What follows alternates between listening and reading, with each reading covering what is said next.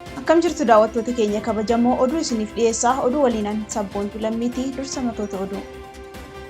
Woboon lixa Harargee Ona Mi'eessootti haleellaa humnoota PP irratti raawwatee loltoota 50 ajjeesuun 20 ol madeesse. Godinaalee Oromiyaa adda addaa keessatti waraanni murna bilchiginnaa daa'immanii fi maanguddoo haala suukaneessaan ajjeesuun barame. Baha Wallaggaa Ona Waamaa Galootti dabballoonni PP qindeessitoota manneen barnootaa jedhaman deeggarsa raayyaa ittisa biyyaa jechuun maallaqa saamaa jiru.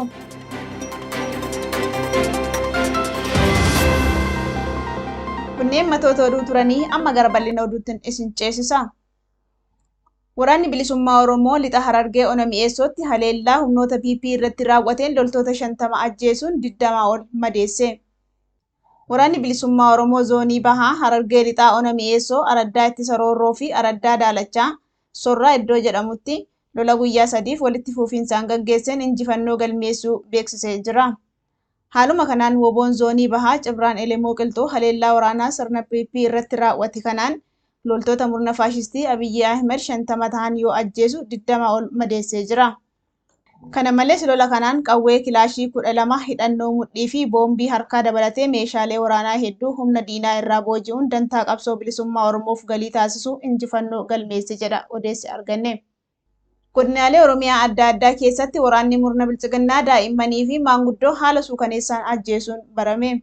Duula Oromoo lafarraa dhabamsiisuu fi Oromiyaa weeraruu ifatti labsee yakka suukaneessaa dhaqqabsiisaa kan jiru gartuun faashistii Abiyyi Ahmediin durfamu godinaalee Gujii lixaa, Wallagga Bahaa fi Shaggar lixaa keessatti ilmaan Oromoo daa'imman umriin waggaa 16 gadii, dargaggootaa fi maanguddoo waggaa 80 ajjeesuun ifa ta'eera.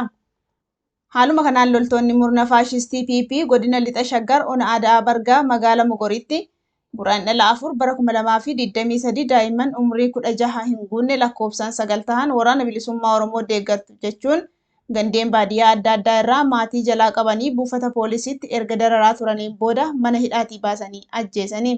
Daa'imman haala kanaan ajjeefaman keessaa kan umriinsaa waggaa 15 Asheetuu Shuumii jedhamu tokko ta'uu kan eeran maddeen waraanni murna bilchiginnaa namoonni akka reeffa hin kaasne dhoorkanii bineensa nyaachisuun diinummaa hundee jabeeffate qaban agarsiisanii jedhu.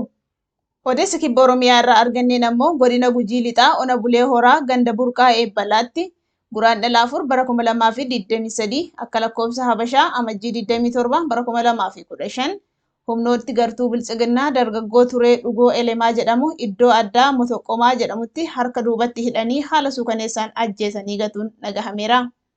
Waraanni sirna PP ajjeechaa suukaneessaa ilmaan Oromoo irratti raawwatu itti fufuun Guraandhala 3 bara 2023 godina Wallagga Bahaa Ona Sibuu Siree ganda Burqaa Xalloo keessatti namoota 5 Mirreessaa Fiqaaduu, Obsaa Taaddasaa, Mitiquu Taaddasaa, Dinqiisaa Kiisee fi Aaddisuu Qana'aa jedhaman ajjeesanii. Ona Gobbuu Sayyoo ganda Gabaa Roobii jedhamuttis maanguddoo Oromoo ganna 80 xumura torbee kanaatti loltoota sirna faashistii aangoo irraa tiksuuf bobbaafaman kanneeniin haala suukaneessaan ajjeefamuu maddeen gabaasanii jiru. Bifuma wal fakkaatuun waraanni bilchiginnaa godina Wallagga lixaa Ona Baabboo Gambeelitti barataa Kaliil Iisaa jedhamu bilbila kee keessa suuraa wobootu jira jechuun ajjeesanii. Barataa kutaa 10 kan ture Kaliil Guraandhala 4 bara 2023 osoo warra isaaf ergamee gabaa keessa jiru raayyaan ittisa biyyaa Impaayiratti qabee bilbila isaa irraa fuudhee ilaaluun bilbila kee keessatti suuraa woboo maaliif baatta jedhanii yakkuun rasaasa itti roobsanii ajjeesuu maatiin isaanii himaniiru. Rakkoon godinicha keessa jiru kan himamee dhumu akka hin taane kan eeran jiraattonni duula hammeenyaa fi tarkaanfii farrummaa loltoota bilchiginnaan bobbaase irraa dubartii fi daa'imman nagahan bahanii galuu dhabuu dargaggeessi maatiif bakkaa bakkatti socho'ee ergamuufis ta'ee ofiif hojii hojjechuu hin dandeenye jechuudhaan gidiraa ulfaataa murna PPtiin irra gahaa jiru himani. Baha Wallaggaa Ona Waamaa Galootti dabballoonni PP qindeessitoota manneen barnootaa jedhaman deeggarsa raayyaa ittisa biyyaa jechuun maallaqa saamaa jiru. Godina Baha Wallaggaa Ona Waamaa Galoo magaalaa Moxee keessatti dabballoonni sirna bilchiginnaa qindeessitoota mana barnootaa sadarkaa lammaffaa jedhaman deeggarsa raayyaa ittisa biyyaaf jechuun barattoota dirqanii mataa mataatti qarshii 100 kafalchiisaa jiru. Barattoota waraana sirna Impaayiritti tiksuuf dhaabbateef maallaqa hin laannu jechuun didaniin qormaata biyyaalessaa hin fudhattan jechuun doorsisuu irraa barattoonni maatii dirqanii waan qaban dhadhahanii raayyaa Impaayirittiif kennaa jiru.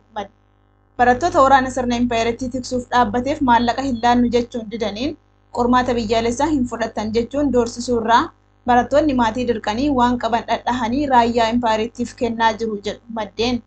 Mormii fi falmii keessaan itti cimaa jirutti dabalee qaamonni addunyaa maallaqaan utubaa turan fuulatti naanneffatu irraa diinagdeen kan laamsha'e murni PP barattoota sadarkaa tokkoffaa fi lammaffaa maallaqa deeggarsa raayyaa jechuun yoo irraa guuru dhaabbilee barnootaa immoo agabsuun maallaqa nyaata isaaniif ramadamu waraanaaf oolchuu irratti bobba'ee jira.